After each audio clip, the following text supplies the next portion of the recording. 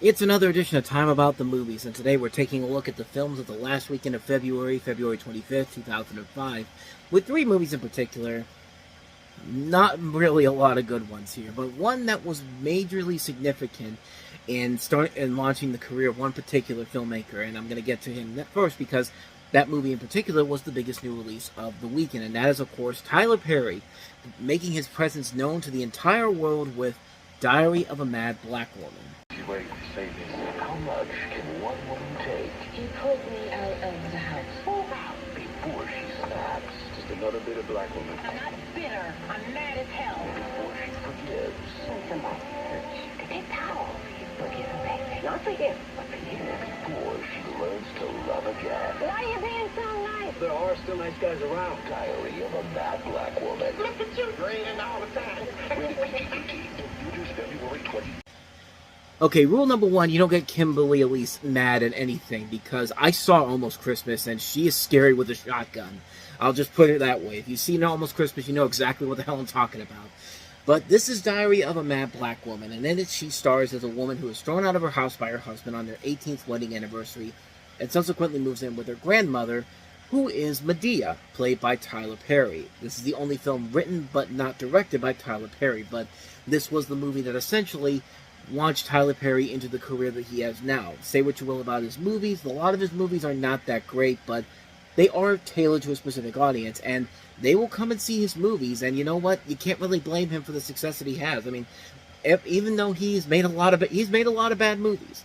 He has indeed, but you know what? We're now coming up on 20 years since this movie came out, and he is still considered a reliable filmmaker and one of the most incredible success stories of the last couple decades in Hollywood. I mean, he's one of the reasons why Lionsgate became a bigger studio than just that independent studio that they were before this and Saw came out. I mean, Saw and the Tyler Perry movies were a major significant part of what made Lionsgate the company that it is today. Well, okay, maybe not what they are right now with Borderlands and The Crow having bombed, but you get the idea. They're the studio that are now behind the Hunger Games movies, the franchises, films, John Wick, The Expendables. You know, it started with this was one of the movies that started it off altogether. And truth be told, I have not seen every Tyler Perry movie, and honestly, I have not seen this one in particular. But like I said, these movies aren't really tailored for somebody like me for obvious reasons. But I have seen a couple of Tyler Perry movies, and I've seen some that are actually not that bad, honestly. There was one in particular that I was kind of like, this one's not. This is actually kind of good. It sees something a little bit different from what we're used to seeing from Tyler Perry, and that was For Color Girls, which had that all-star cast in it. And that was one that did not get the best reception overall, but I thought it was all right. There's been a couple of other ones where I've been kind of like, these are fun movies in kind of the so bad it's good type of level. I mean, the one with what's that one for Netflix? The first one he did. I'm trying to remember what it is. A Fall from Grace is what I'm thinking of. You know, that's one of those examples of a so bad it's good movies with the dude sitting in bed in his robe, just like ashtray bitch. Like the way he says that line, like it's just one of those moments where it's just like it helps to kind of propel the movie to a level where it is kind of so bad it's good. But like I said, I haven't seen all these movies. I really have not seen this one, so unfortunately, I can't really say too much about it. It was a big hit. It did make more than its budget. I mean, this was only like a $5.5 million budgeted film and made back $50 million.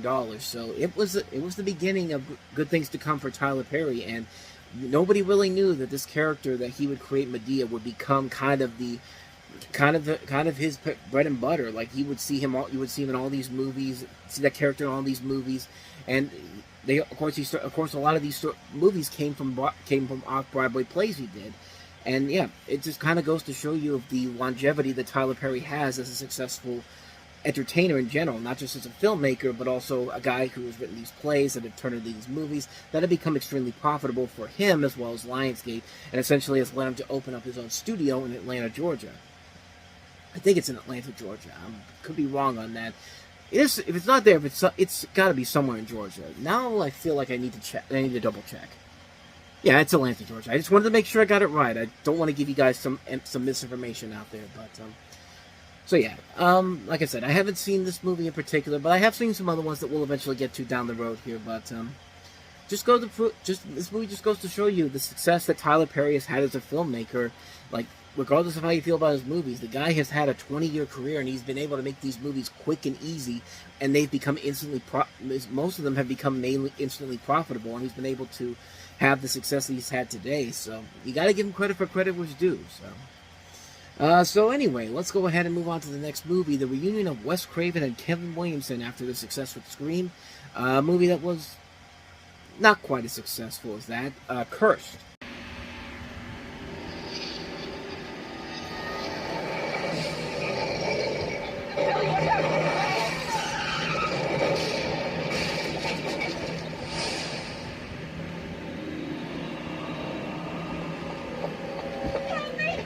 Are you okay? Do you hear that? What's going on up there?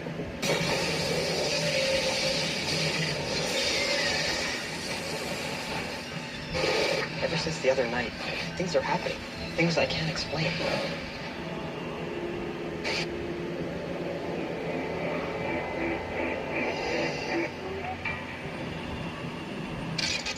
Ellie, what's wrong? Just had a really bad day. You want to help?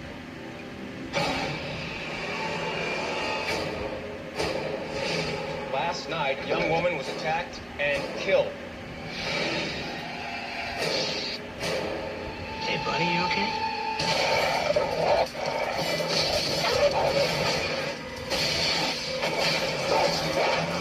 What was that? My dog. What kind of dog do you have? I have a regular dog. Something's wrong. The only way you can break the curse is to kill the person who started it all.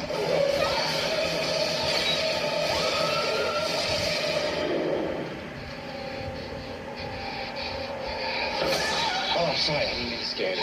I needed to talk to you.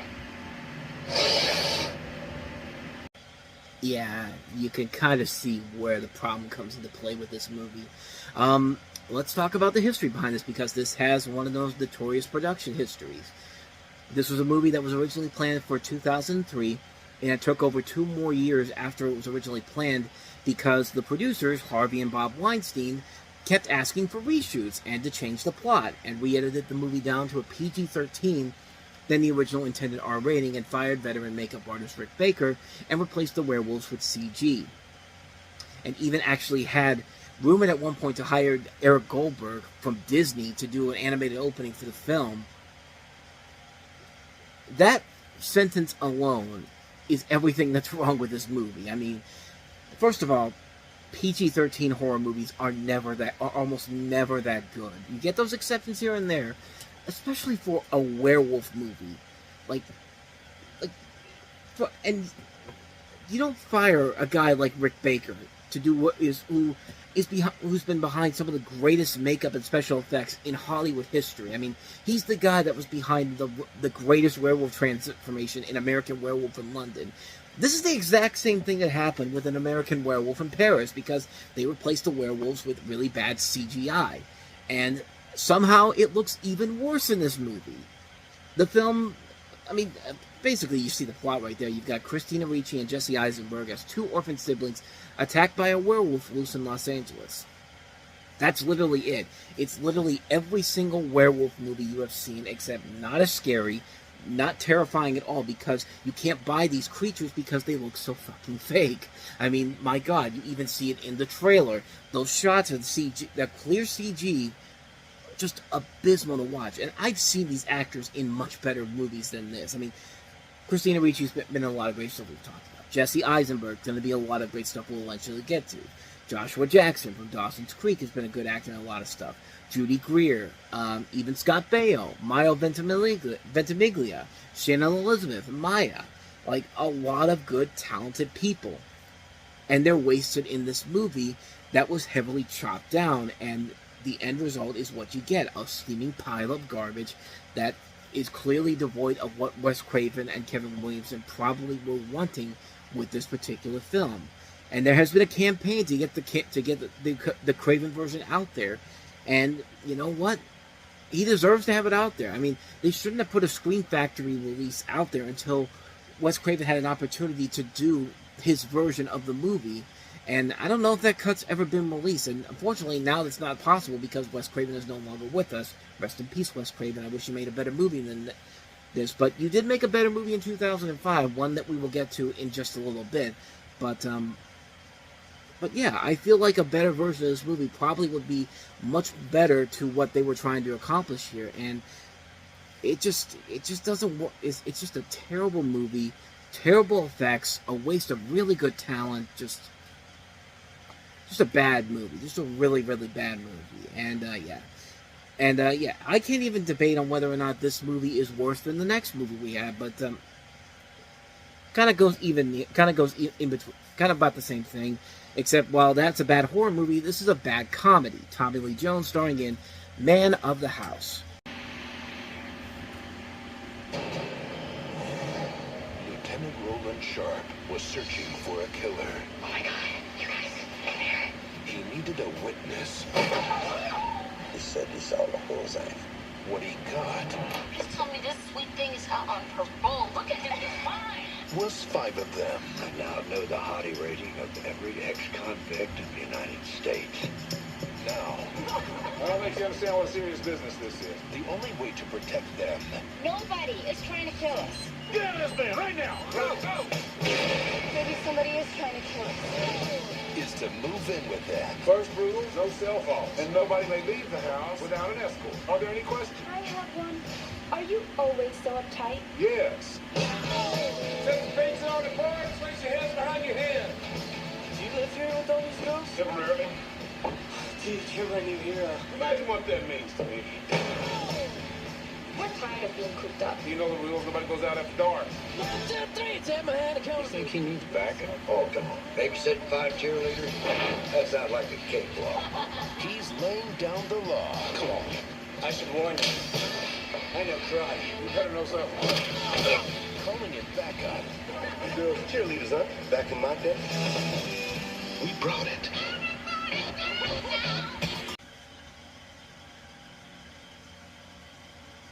Before I go ahead and delve into everything that is absolutely wrong with that trailer, after I stopped there was one more scene I wanted to talk about. Revolution Studios presents There's your happy face! This is my happy face. about igniting the spirit inside us all. He's got a gun. I'm working, sir. Who the hell brings a water gun that looks like a freaking AK-47 to a game as the mascot? I mean, how in the world does that make any sense at all? And no, you can't just go do the Longhorn thing and it's just like, hey, it's okay. No, there's a freaking gun. There's a freaking mascot that has a gun that looks like a freaking gun that we see in mass shootings all over the place. This is one of the many problems with this movie. A movie that I shamefully admitted I went to go see back in the day in theaters, and I've been regretting that day ever since, because let me tell you something. I thought it was just mediocre at the time. I've seen it years later. It has definitely gotten a lot worse than you remember it. So, Tommy Lee Jones, Academy Award winner Tommy Lee Jones, by the way, is Roland Sharp, a lonesome Texas Ranger who goes undercover as an assistant coach to protect a group of college cheerleaders who have witnessed a murder. Most of the film was shot in Austin, Texas. I'm reading off the Wikipedia page. Yeah, group of college cheerleaders. Let's go ahead and take a look at some of the ages of the five college cheerleaders in here. Christina Milian was 24 when this came out. She was born in 1981. So, okay, you're kind of pushing it a little bit here, but I guess that can work out. I guess that works out. Monica Keena, who we know as Rachel from Undeclared and on Entourage. She was also in Freddy vs. Jason. She was 26 when this came out. So again, kind of a little bit over the age that you would expect for a movie like this, where the 5 teenagers are supposed to play are actually grown women at this point. I mean, 21 is an adult pretty much. And I'm just kind of killing time here because my page right here that I'm looking at here is freezing. So how was your weekend going so far? My week has been going great so far. If you want to go check out the latest Movie Stop episode to pass the time, I'll go ahead and leave a link to it in the corner, and the page is back up. Okay, so Christina Milian was 24, and Monica Keena was 26. Okay, let's go to Kelly Garner. Yeah, she was born in 1984, so 22. I get so 22. Okay, she's actually the youngest of the group here. Vanessa Ferlito, born in 1977. So that means that she is 28 years old when this movie came out. And Paula Garces, guess how old she was? She was 31. 31 years old when this movie came out. And yeah, you can make the argument that this was filmed years beforehand, and but even still, these people are way too old to be in fucking college. And this movie, that trailer alone just gives you an idea that they do not give a shit whatsoever about this, about what you think about here. It's just like that trailer has everything that's wrong with comedy trailers back then. Like, if you didn't figure out what this movie was going to be before that came out, you're an idiot. And guess what? I was one of those idiots, because like I said, I saw it opening weekend. Hey, I was still in that less than a year pattern where I had gone to see movies by myself, and I got a chance to choose whatever I want to. So what did I pick? I picked the Tommy Lee Jones movie because I like the cheerleaders in there. What do you want? I was 16 at the time, but yeah, the movie is just bad. And it's another bad movie from Stephen Herrick, who, starting with his last movie he did, which I can't remember now, Life or Something Like It, and Rockstar and Holy Man, yeah, he's been on this downward spiral for a while now, and there's just abandon all hope, ye who enter here with a movie like this. Like Tommy Lee Jones, I expect a lot better from. Cedric the Entertainer, not so much. I mean, this is just his bread and butter right now to be in these terrible movies. Anne Archer, you expect a lot better from, but then again, she was in some bad stuff as well. Like, the film is just terrible. It's a really, really bad movie. The jokes aren't funny. This is like a bad ABC sitcom you would have seen on TGIF back in the day. Like, just nothing of value comes out of this movie whatsoever. It's a lazy movie, a terrible film, just an unbelievable mess of a film. Just avoid it like the plague. Like, there's a reason why this was dumped in the last week of February, because January and February back then always meant that 9 times out of 10 you were going to get some pure grade A garbage. Sure enough, here you go. Here's another one here. So yeah, not much more to say about that one except avoid Man of the House like the plague. If you want to watch a movie called Man of the House, go watch the one with Jonathan Taylor Thomas and Chevy Chase, which is better, but not by that much. But you'll still have more fun than you will with this piece of garbage. Also, how dare you make Arlie Ermey say lines like, "I know the hottie rating of every criminal in the world."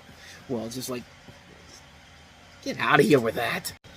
And so with that said, we wrap up another edition of Time About the Movies, and now we're finally getting to the movies that the studios are proud of.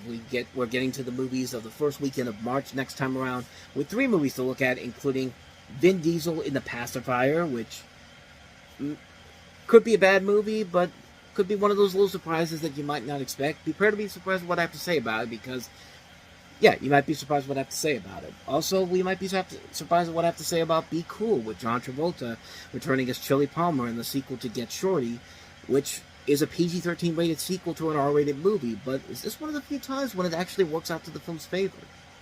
You have to tune in to find out. We'll also take a look at Adrian Brody and Keira Knightley in The Jacket. So we've got those 3 films to look at. We will take a look at them all in the next episode, so be on the lookout for that tomorrow. But until then, thank you so much for watching, and if you want to see more videos like this, please hit the place on the next page, check out the previous episode, and also don't forget to hit the like and subscribe button if you want to see more videos like this on this channel. So, with that said, I am off. I will see you guys next time, and until then, as always, take care.